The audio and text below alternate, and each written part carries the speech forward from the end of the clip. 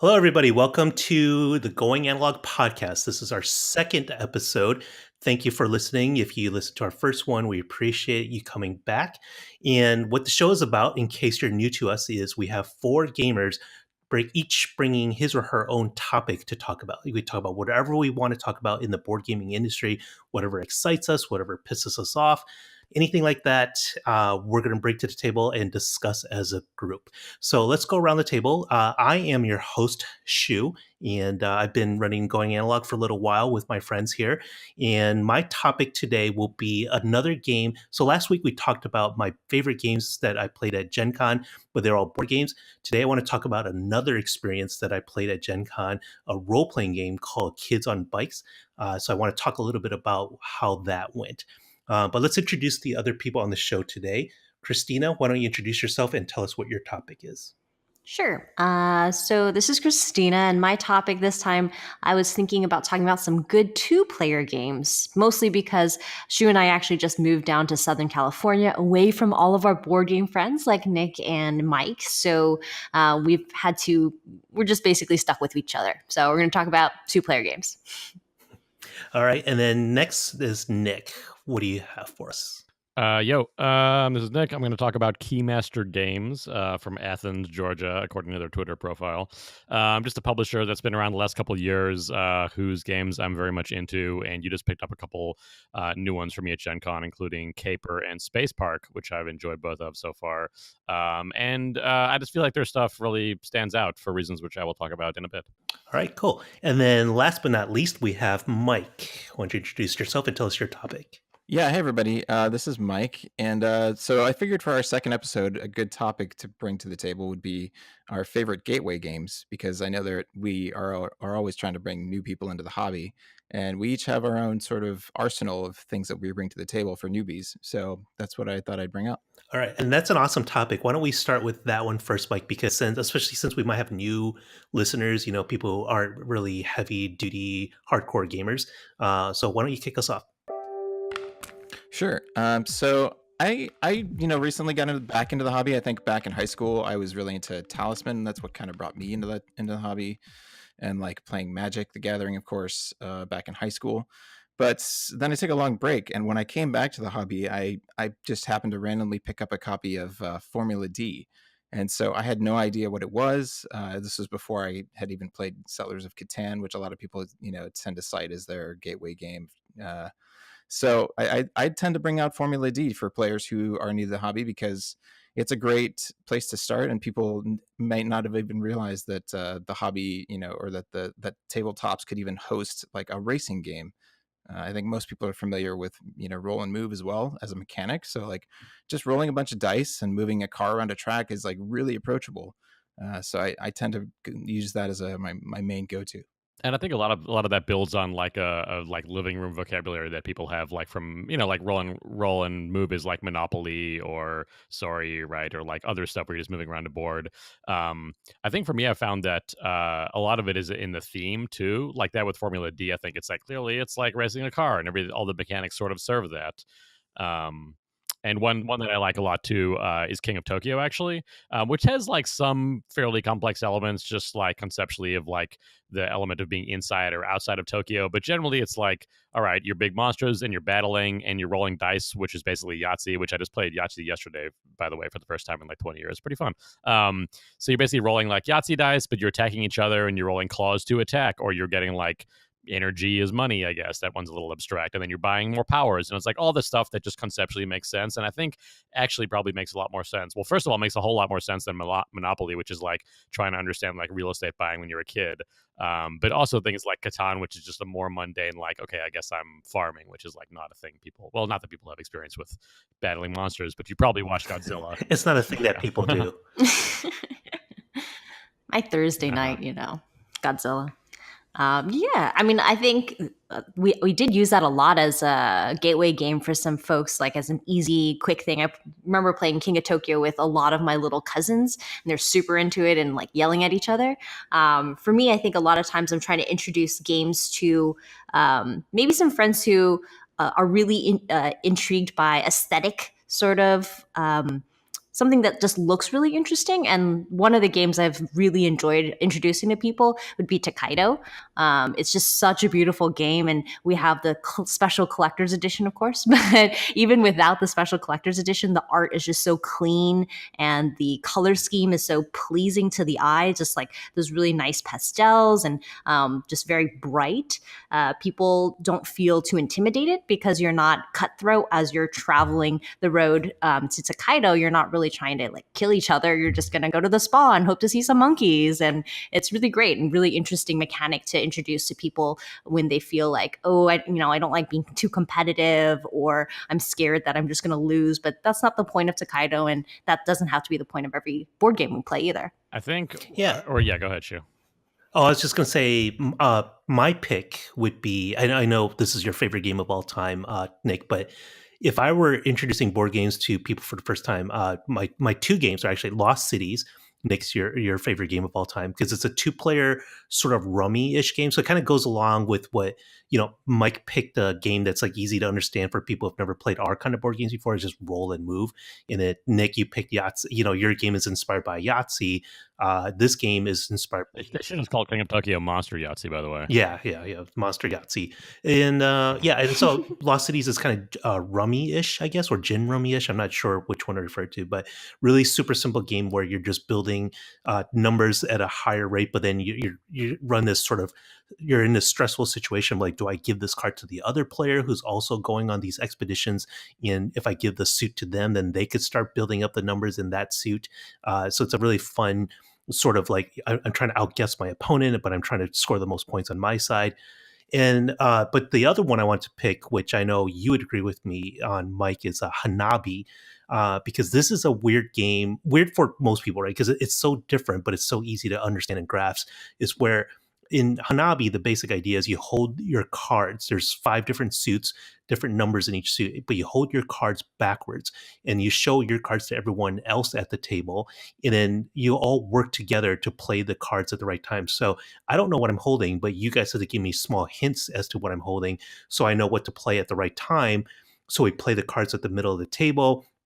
We build on each other's cards and each other's numbers, and eventually you're hoping that your fireworks display doesn't blow up. Like if you play them right, you increase the numbers slowly in each suit, and then you can all win together. Because it's a cooperative game, because it's very easy to understand, but it has a really cool twist. I love showing that to new people. Can I disagree with both of your picks? What? You don't like? Oh yeah, you think Hanabi's too hardcore? Huh? I think Hanabi's too. Well, Hanabi's very stressful. Like even probably more so when you're. Well, I don't know. I was gonna say more so when you're good at it, but that's not true. It's always stressful, and there's people relying on you, and it's easy to mess up. And it's a game where if you mess up, you've sort of ruined the whole game. And I think it's also not a game that's fun to play with people who are accidentally messing up as well all the time, because the game just like feels like it's sort of broken. And I think it's just a lot of stress. I think it's like the anti-Takedo in that way. So I think, well, maybe you're just playing it too seriously. I think you kind of have to let people fail for the first few games and let them understand the mechanic. Maybe I think even I remember playing it for the first time, feeling how stressful it was to like say just the right thing. And I think people have trouble also remembering the actions. Like, okay, I can say a number, like an amount of a color or an amount of a number, or I can like discard one that I know has been eliminated. Anyway, I think it's just weird conception. I love Hanabi. It's an incredible game, but I disagree with you there. And I actually disagree with Lost Cities too, which I love Lost Cities, but it even took me a while to learn the first time just from the instructions. And I think the reason is that there's some things in that game, like as soon as you play an expedition, your score is immediately -20, which is like a weird thing. And it's like, oh, I'm adding up these numbers, like unless you have an expedition, which you want, but which you're adding like, you're multiplying negatives. So it just, anything that's mathy like that just gets weird and complicated for people. So I disagree. Math is not that hard, everybody. Math is great. Yeah, I like. Well, the one thing I would say about Hanabi is I like Hanabi as a gateway because it's such a simple game where you're just holding cards in your hand, and it's like, to most people, I think most people don't realize that there are games where we can cooperate together, and so it's a great cooperative game, gateway game, because if most people have never seen that mechanic and they're used to competing, and so it kind of instantly relaxes people at the table because we're all working together. And I will say I'm rolling my eyes at Nick, which you can't see right now. No one can see, but I could see that. Maybe you can hear it. You can hear the glisten on my eyeballs rolling around. Ew. But I've Your lids introduced slapping together. both games to a lot of people who don't play the kind of games that we do and have been very successful with both. Like, where they're like, oh wow, we didn't know games could be this cool or this interesting or this different. Or stressful. And like almost everyone I've introduced Hanabi to has loved it. So definitely highly recommend it. All right, so let's go on to Nick. Let's talk about what you wanted to talk about, which was a specific publisher. Yeah, okay. I was gonna do some more, talk about more accessible games, but anyway, yeah, Keymaster Games, they're pretty great. Last year at Gen Con with you guys, I think that was last year. Time is an illusion. We were walking by like an end cap that just had really pretty looking games, really pretty looking art from a game called Campy Creatures of like classic movie monster art drawn really nicely. And I got a demo of a couple turns. And then I also got a demo of another game of theirs called Control, which is about time travelers trying to sort of refuel their machines and screw over other time travelers. And both games just really looked really great. They had really like, nice card art. The packaging and everything was like nice thick boxes, really satisfying. Just like things that like are nice to touch and look at, and that goes a long way for me, for sure. And even those couple turns, I was like, okay, these games seem cool, and then picked them up, brought them home, and actually really ended up enjoying them. I'd say Campy Creatures is easily one of my favorite games of the last few years. It has this similar, I don't know what this mechanic is called, but it's in Libertalia and it's in R, also known as Brave Rats, where basically both players or all players have the same like handful of cards that all have different powers, and it's more about choosing the order that you play them in. I don't know, you guys probably have more examples of that mechanic, but I think it's just having like a set hand mechanic where it's like the game isn't in drawing random cards, it's all in knowing when to play what cards and right. knowing what your opponents have played. Yeah, and not even drawing new cards, but starting with like the same ones. And I think actually, I mean, I like all those games a lot, especially Libertalia, but I think actually Camping Creatures does it best because it gives you like interesting information just with a few other cards to flip over of like you play as different monsters and there's humans that flip out and which monsters you want to play to try to capture the most humans and sort of get sets of different humans that can be good or bad. It's just like it's a pretty like there's not that much to it as far as like what you're actually doing and the decisions you're making per turn, but the powers of the monsters are all really varied. It's just interesting, and that's another one that's really easy to teach. So that's a great game. And then Control is awesome. It's a bit more, it's slightly more complex, I guess. But like I said, time traveling. It's got really beautiful like sort of gold and silver embossed lined like art and box and everything. It's just a really pretty game. Comes with really nice satisfying coins as well. And then the two that you just picked up for me and brought back from Gen Con, thank you for that. They're two new games, Space Park, which is really cool, like a four player game. It also plays really well with two. And then Caper, which is a 2-player game, which is like a heist, like heisting art and jewels game as different thieves. And the same is true of these games too. They're really pretty. I think there's lots of other things too where they're really easy to like sit down and learn from reading through the book just once and pretty much answers all your questions. I think Caper was a little tricky, but all their other games, and then Caper eventually just like makes sense. And I think it's rare that I play a game of any sort of complexity where I don't have to go look up one miscellaneous thing. And just lots of little thoughtful design things, like in Space Park, they have a little area of the board, a little note on the board telling you sort of helping you set up the game of like where to put the starting pieces. So it just feels like a very thoughtfully presented thing. And that's sort of how they brand themselves on their website too, of just making like really nice stuff. And so far, I think they're killing it. I think those games deserve more attention. We can talk a little bit more about Caper and Space Park too, since those are like the hot new ones that I don't actually know if you can buy yet, but pretty soon. You guys just played Caper too, right? Yeah, we played both Caper and Space Park. And like you were saying, I think one of the really great things about Keymaster is just like the iconography is really intuitive once you read the rules, and it's just like really well integrated into the game itself and the instructions. And so that I really like the look of Space Park. It's sort of like a retro national park poster theme, but in space. That's sort of how I see it. Yeah, totally. And I guess like the designer was saying something about how the artist was actually like an REI artist or national park artist or something like that. So yeah, so it's made by the art, like the art is attributed to some like design firm or something. It's not like an individual person. So that's pretty cool. Yeah, I love how these games look. So it was really funny at the Gen Con trade show. I lost Christina for a second, and then when I caught up to her, she was at this booth, at the Keymaster booth, and I'm like, what is she looking at? I'm like, oh, these are the games that Nick wanted us to pick up for him. So we happened to be at the same booth, and it was perfect timing. But then Christina ended up buying the same two games that you wanted to buy just because they look so cool. And she got a quick talk through demo from the designer for Caper, at least, right? And but all the games are just so cool looking. Like the art is just awesome. They're just beautiful. I just like love looking at every card in the box, and it's just something you really like having in your collection. So actually, after we played Space Park at Gen Con, and then we played Caper earlier this week. And then I told Christina, I think every Gen Con now, that's one of our automatic stops. It's like a publisher we're always going to visit now. Yeah, I think too. I'm being presumptuous here, but I think as a publisher, they're really doing a great job. Like both in terms of making everything look and feel great and consistent.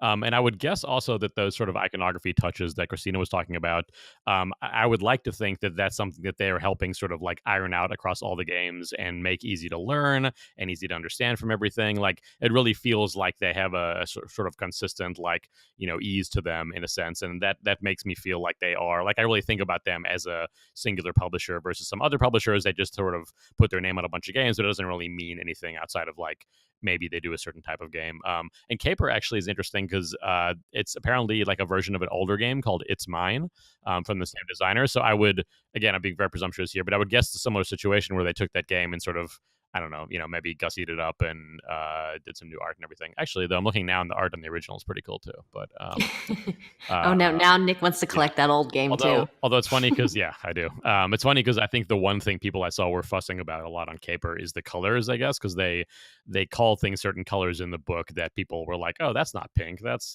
that's red or whatever. I think that was the trickiest one, I think, for us to learn, but still we learn it pretty quickly. And it's a super cool game of like choosing different thieves and gear and choosing which cities to rob and sort of just choosing where you want to put your focus and resource and go for a different type of plan than another player. And there's also some interesting like 3 and 4 player variants that I want to try at some point. And then Space Park 2, what did you guys like Space Park? Yeah, we've only played one game of it, but it's really quick, fun little game where there's a little bit of strategy in which actions you take, since that affects the actions available for the next player and things like that. But it was really easy to pick up, really easy to play, and it just looks really cool. Yeah, it takes like 5 minutes to teach and has some smart things like the board snaps together in different ways every time you play. So I can see a lot of like variety even in that. That's I think is immediately going to be one of our like go-to games to like some people came over last week and were like, all right, I just learned Space Park. I can teach it to you in 5 minutes, and we were playing within 5 minutes, which is like compared to most of the stuff any of us play, I think that's like super rare to be able to do. Yeah, I'm going to withhold judgment on Space Park because we played it incorrectly. When we were playing a separate group, Christina came over and other people in your group came over and kept pointing out things we were doing incorrectly. So I think I like it, but I'm not completely sure until we played again correctly. Mm-hmm. That's fair. I played it correctly and I enjoyed it. So basically I would recommend all of those games. I'd recommend picking those up when they become available. And I think for like Campy Creatures is probably like top 10 games for me. And I would say it's like a must buy as well. Oh, all right. So, Christina, since we talked about Caper, which is a two-player game, I mentioned Lost Cities, which is a correct answer for Mike's Gateway Games topic. You just put it in the wrong topic. It actually belongs in Christina's topic. All right, Christina, why don't you go next? Yeah, I think a lot of times we love playing bigger games with lots of people, but sometimes it's just, 2 people around and you want to get a quick game going. So Shu and I are stuck with each other down in Southern California right now. And I was just thinking through, what kind of 2-player games would we bring down here? And so we brought some of our new games like Caper, things like that. And I think there's 2 types of 2-player games where you can say it's a game that supports more than 2 players, but still will scale down well for 2, versus other games that are like specifically designed for 2 players. So for, one big example I have is talking about Seven Wonders, the classic game from, Antoine Bauza. that was like really, really big a while ago about tableau building and drafting. And, there was this 2-player variant where you had this fake player and they just sort of took cards sometimes, right? And that's exactly the type of 2-player game that I don't like, when they just sort of shoehorn it in and it doesn't feel like it adds any aspect to it, or you're playing with like just this throwaway variant that helps you play with fewer people. But then, of course, one of my favorite 2-player games turned out to be Seven Wonders Duel. So they came back and redesigned a version for exactly 2 players that I think sort of really ups the complexity of that game, with many more different types of win variants that you have to watch out for. There are versions of the game. There are strategies in the game where you can end the game faster, so you have to defend against those, besides just trying to build up a great tableau with lots of points. You have to watch out for your other player, killing you through combat, things like that. It also keeps the spirit of Seven Wonders, I think, which is really cool. It still keeps the feeling of like selecting things and being aware, like selecting things carefully so that your opponent, you don't open a big opportunity for your opponent, and sort of just dealing with the resources the same way. So it's cool that they kept like the feel of the game while making it really appropriate for 2 players. Yeah, exactly. That's what I really, really loved about it. Still played super quickly, but there was a drafting element where the cards were placed more in a pyramid style, so that instead of just giving the next player your whole hand, you will pick some cards, and that might open up other cards for the other player that you don't want to do. So maybe you have to play against that strategy or something along those lines.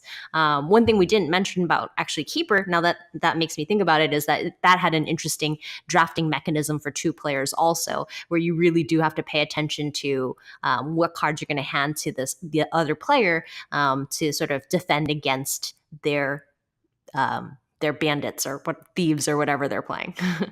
I think another cool thing about Seven Wonders Duel is that when you're making a pyramid of different rows of cards, every other row is flip face down. So as the game progresses, you can both sort of see like, all right, if things don't start to change, one player is going to get the final thing they need maybe to win. But then there's a lot of tension of when you're actually flipping those cards or trying to make a situation so your opponent can't flip a card that might be something that they need. So yeah, that's a great one. What are your other go-to 2-player games that you guys, I mean, not just that you're playing right now, but generally? I think it's definitely that Lost Cities for us too. And yeah, I think Shu. Sorry, I was interrupting Shu, I think. Yeah, Lost Cities, I was going to mention it again because that's a classic, fantastic 2-player game. Also very beginner friendly, fantastic gateway game.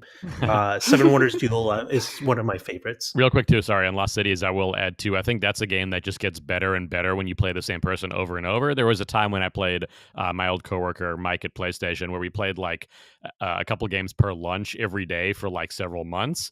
And it's amazing because it turns into this crazy like psychology game where you start to like understand what the risk tolerance of your opponent and what they might do, and then you understand they're understanding you as well, so you're trying to play a bit differently, and it just turns into this crazy mind game that is very different than playing someone like casually once or twice. I don't know if you guys have found that at all, but yeah, it's fantastic. You could play I think you like it right from the start, and then if you played it for years you still can't help but like it.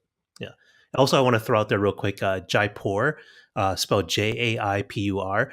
It's another game you could also throw in the gateway category of like a super beginner friendly 2-player game where you're sort of you're trying to grab cards at the right time from the middle of the table before your opponent gets to them, so you can create sets of the same colors, and then the bigger the sets you make, the more points you can score. There's more to it than that, but it's a really simple, really fun game that plays in probably 20 minutes or so.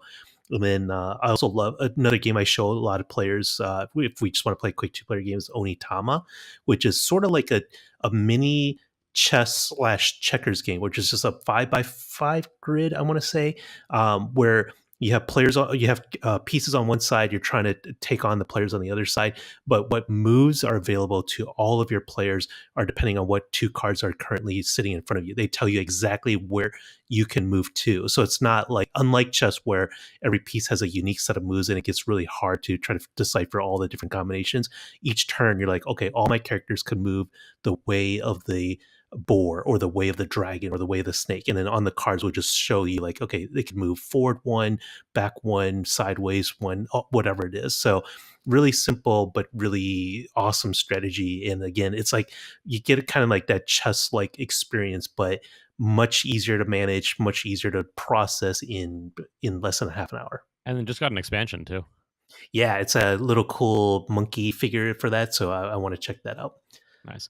Some other quick shout outs I'll give to Asante is really good at just sort of like going to the market and exchanging resources, but very clever and has a big deck of cards that add a lot of variety to the game. Is super good. Battle Line is awesome, where you're sort of playing like war almost with different sets of cards. It's sort of like a numbers elimination game with different powers, and you're trying to win like either 5 overall battles or 3 battles next to each other is really smart. And then R is amazing by Saji Kanai, who did Love Letter and a bunch of other stuff and Lost Legacy, which there's a US version called Brave Rats, but it has like art that is so bad that it's not worth purchasing. And comes in like this awful tin. And I think And that is the ultimate death sentence for anything that in Nick owns. yeah, that's true. Whereas R, I think you can find in more and more stores now, which comes in an envelope, which is not ideal, but has beautiful art, and it's really great. And it's the same mechanic we were talking about earlier with Libertalia and Campy Creatures, where you just both players have 10 cards, and it's just about choosing what order you play them in, and also sort of war style, trying to win different face-off. But it's really brilliant. Along those lines, I do actually want to mention Strife for a 2-player game too. I did. It's like a pretty combative 2-player game where you're throwing these different warriors at each other, but it is a known hand that each player will start with, and you're picking which warrior to play, and they can negate each other's powers. I normally don't like direct head-to-head combat games, but I really enjoyed playing Strife, and that's one of the ones that I think about as a 2-player game too. That's very similar to R and Brave Rats, actually, in terms of just having a set hand that you're playing head to head against each other. So. Well, along the lines of like Lost Cities, have you guys ever played Musée? No. So that's on the Eagle Griffin bookshelf line, and it's basically it's very similar to Lost Cities, where you each have 3 floors of a museum that you're trying to complete, and you have numeric cards that are part of 5 different colors that you're trying to build your museum out to. And if you have staircases that connect the different floors, and so if you have 2 of the same colored type of painting above and below the staircase, you get bonus points. And if you have multiples of the same color next to each other, you get bonus points. And you can kind of see what cards your opponent has played and sort of count the cards that have been played in the deck and figure out what's left that you might be able to pick up and put in your museum. So is it also Rainer Knizia? No, this is Andreas something. I have to check it out. Okay, but I definitely recommend that game if you like Lost Cities. That's one of my favorites. Nice. I would like to play that with you. And we all love Lost Cities here. Do you like it better than Lost Cities? I think I do. I think it just has a lot more combination. Like I get kind of tired of Lost Cities luck, dependence on luck. And I mean, there's definitely that with any card game, and Musée is a card game as well. But Musée has the benefit of being just very pretty, which hey Nick. No. But it's like it's the 5 different colors symbolize like a landscape painting or a portrait painting, or like I can't remember the different categories, but so you're kind of like looking at real paintings from Monet and Picasso or things like that. So huge licensing costs. There was a lot. Yeah, probably a lot of it was public domain, but you're getting a little bit of art history in there as well, which is cool. It does sound really good. Although I will say with Lost Cities, since that's like the game of the show, that I think it only feels like luck to a point, and then you realize it like, oh, there actually is. It's like I don't know. I shouldn't compare it to poker, but it's like it feels like luck until it doesn't, and then you're like, oh man, I can be like objectively better than someone. Not all the time, but it's nice when you feel that. Yeah, I just think sometimes you get frustrated sometimes, or at least I do, when I don't get any of the grant cards. And if one person gets too many of those and the other person gets none, it's just all down to luck of the draw. Yeah, definitely can swing that far. One thing I feel like we would be remiss though if we didn't at least acknowledge. I have not played Twilight Struggle. We've set it up exactly once, which took a couple hours, and then like put it away the next day and never played it. So I own it and I'd like to play it, but as the like perennially number 1 ranked game, have you guys played it? What did you think of it? That seems like the sort of definitive 2-player game in some ways. First of all, by the way, I want to mention that Musée, I'm looking it up on my phone right now, is designed by a guy named Alf. Right. Alf. A-L-F. I mean, he has a last name, but I just like to call him Alf. Started with an A, It's Alf. I played Twilight Struggle once. Our friend Matt Hickman taught it to me, and I thought it was fantastic, but I also think it's a little overrated. It's like a couple of games on Board Game Geek's like top, like Twilight Struggle was number 1 for the longest time. Gloomhaven's up there. I think they're a little overrated, but it was still a cool experience very, very thematic. Like it was all Cold War themed, Russia versus the U.S. And it was just kind of cool looking at this conflict from a real global basis, but not in a way that Risk does. It's not about just like how many units can you get in there and take over certain territories. It's like a lot of like conflict and trying to manage specific territories, and maybe you might shift your energy to the Middle East for a little bit because that's become important, or you might have certain cards that will let you go into other continents that it's way too much to explain in this one podcast, but it's an interesting game, but I definitely think it's a little overrated. I mean, I feel like the overratedness probably comes from, a whole era of like history buff, like war gamers too, playing a lot of like war games that were around like in the 80s and 90s. And then maybe for them, they were like, oh man, this breezy Twilight Struggle only takes like 4 hours to play and like, 3 hours to learn. It just flies by and it's so simple and comes in a box that can like fit in my house. So, yeah, I don't know. Like it seemed like it probably got a big artificial boost at the beginning of Board Game Geek, whenever that was. You're probably totally right. Yep. Which, by the way, at some point in time, we should talk about how bad Board Game Geek is. It's just a monopoly. As the single solution, just as a website. Okay, does anyone else have any quick two-player games they want to throw out there? All right, well, I will go with my topic then, I believe. I think I'm the last one, right? Everyone already went? Yep. Okay. So, last episode, our first episode, we talked about Gen Con, with the big giant convention, the largest one in North America, takes place every August or so. And it's a chance for you to play 1 million board games, hang out with a ton of people. Really cool convention. Highly recommend it. So when this year, I started talking about games on role-playing games, or actually I was talking about cyberpunk as a medium on Facebook. And then a friend of ours, Jonathan Gilmore, who's a game designer, he's designed his biggest tabletop game, I think, is probably Dead of Winter, but he's designed a ton more, like the Centipede board game, Vault Wars, Dinosaur Island, Wasteland Express Delivery Service. He's tons of great work, right? So now I'm a little biased because I didn't know him before, other than being a game designer. I thought he was great, and then we became friends. So now I'm a little biased.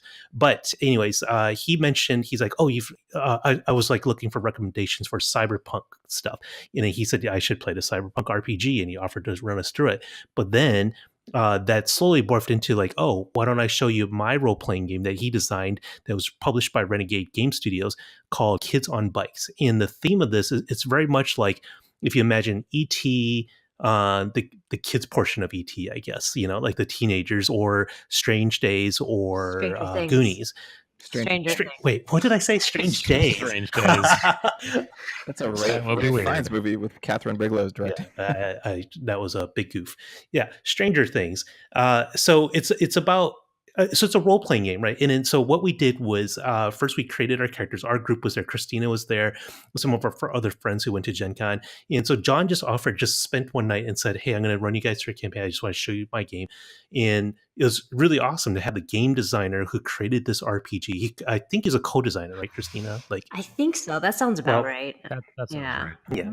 So he co-designed this game, I believe. But anyways, he was there running this campaign for us. So we made characters, and we're creating teenagers, right? Which I don't know if that sounds dirty or weird, but it's like, all right, we have relationships with each other, or it's like maybe they're these cousins, or one's kind of a bratty kid, one's an ambitious kid who wants to run for student council, one's just really shy and awkward.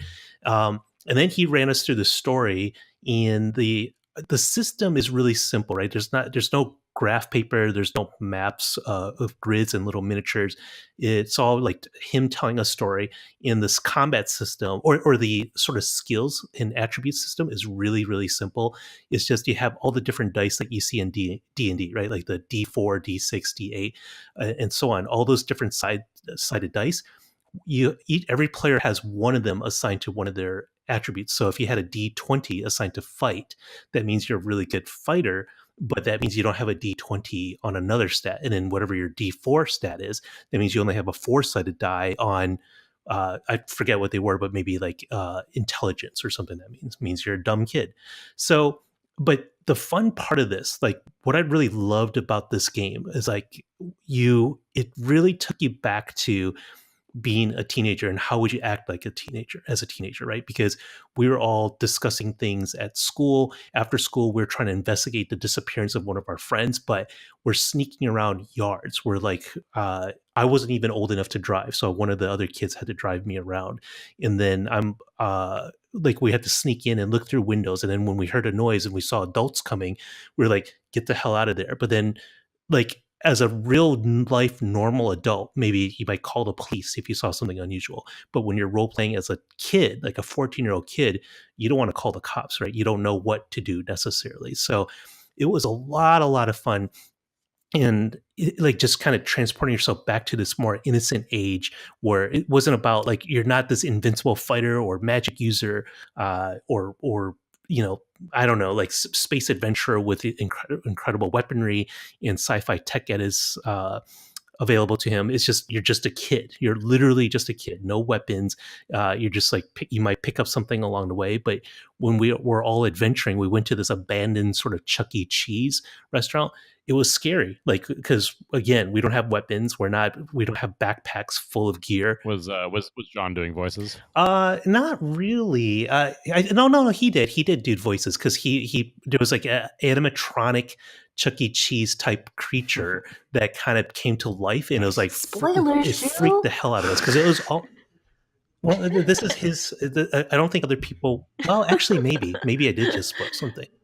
But it was just awesome because like there's scary moments and there's supernatural moments, but just even the non-supernatural, non-scary, like moment to moment action just it was a completely different vibe just because you were putting yourself in a mindset of a little kid who's like scared of things and hasn't learned the ways of the world yet, and you're worried about things like impressing girls and being cool more than you are saving the world or anything like that. So I had a fantastic. How does that come up in gameplay? Sorry? Do you guys have to like roll dice just to check if you are impressing a girl or something? No, like some of those things, unless that was like critical, it was more like if maybe you're searching for something, you might have to roll the die, or you're sneaking around and trying not to be hurt, you might have to roll a die.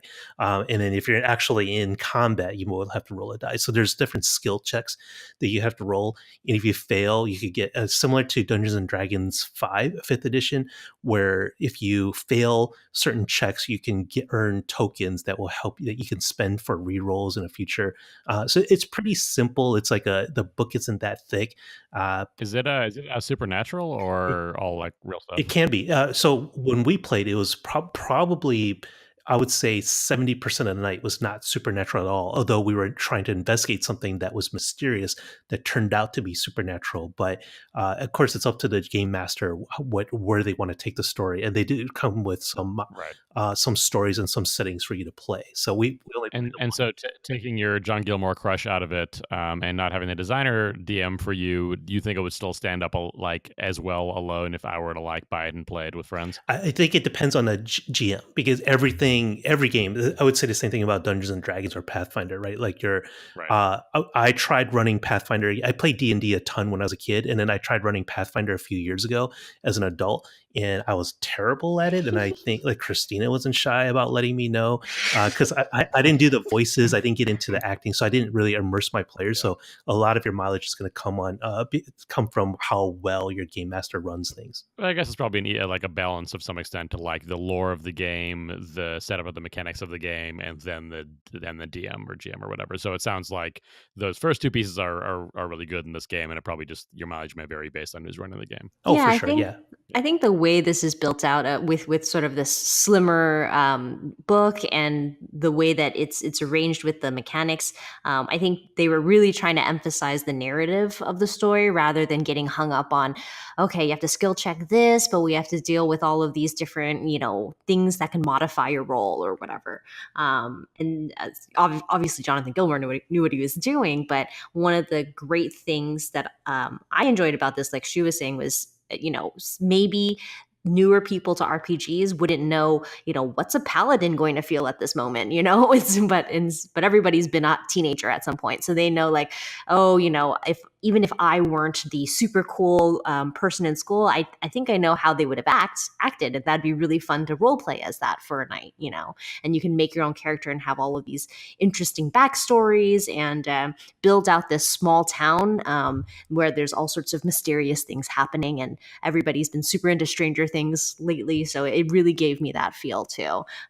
As Shu has mentioned, I've had uneven experiences with tabletop RPGs in the past, but I really enjoyed Kids on Bikes because I think it really took the pressure off by giving everybody, really helpful points of narrative and figuring out how to act because they have touch points for that, and a lot of interesting things can happen, especially when you've got a great DM.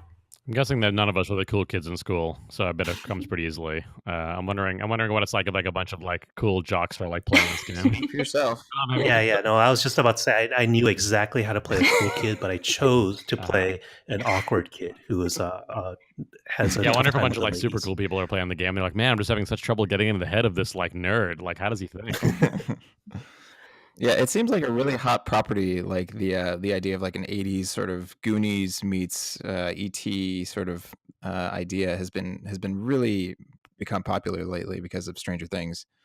So it's cool to see it spin off. And if you guys haven't read Paper Girls, as well as a really great graphic novel series by Brian K. Vaughan, who writes Saga and Why the Last Man, and that's been a really popular book the last couple of years, and it's like the exact same feel as well. So yeah, I'm just agreeing with you. It is a hot. You And should I like also that see I was going to say it comes with a little folder. Well, was that what you're just about to talk that's about? exactly what I was going to Ah. mention. Yeah. Oh, So go ahead. great. Go ahead. Well, yeah, it's just I mean I've only seen pictures, but it comes with this customized artwork on an OPG looking folder. So if you remember old Peachy folders from the '80s, it'll definitely strike a chord. And it's like the DM screen. It's like amazing. Is the game That's awesome. nice? Is the game available now? Yeah, it's It was at Gen Con everywhere. I think you can buy it everywhere now. Yeah. All right, cool. Well, thank you guys. We had a great time with all of that. Now, what we're going to try, something a little different from what we did for the first episode, is just have a few moments to talk about final thoughts. Like, we all had our one topic that we wanted to discuss in the main show. Let's quickly give some final thoughts. This could be something you're excited about that's coming out soon. Something. Now you're putting pressure on it. Huh? And now you're not giving it all context. It's open chat time. Anything else anyone wants to say? Closing thoughts? Final thoughts. Nick, why don't you go first? Oh, sorry. I was going to say, so there was one more gateway game that I was going to mention that I didn't get a chance to, which is a little harder to find, but it's called Web of Spies. It's not as easy to find as Formula D, that's for sure. So this is a good place to mention it. But it's basically an awesome gateway game because it's a map of the entire world, very similar to Risk, and so that's very familiar to anybody who's played Risk growing up. Except it's also a deck builder, so everybody starts out with the same 10 cards, and they can be like a silenced pistol or a fast supercar or an airplane, and you're basically flying around and going from place to place, city to city, and buying new cards to add to your deck. And it's very the artwork is like just super cool. It looks like a James Bond meets like Bourne Identity or Mission Impossible, with like this really cool Stark artwork that I know Nick would dig.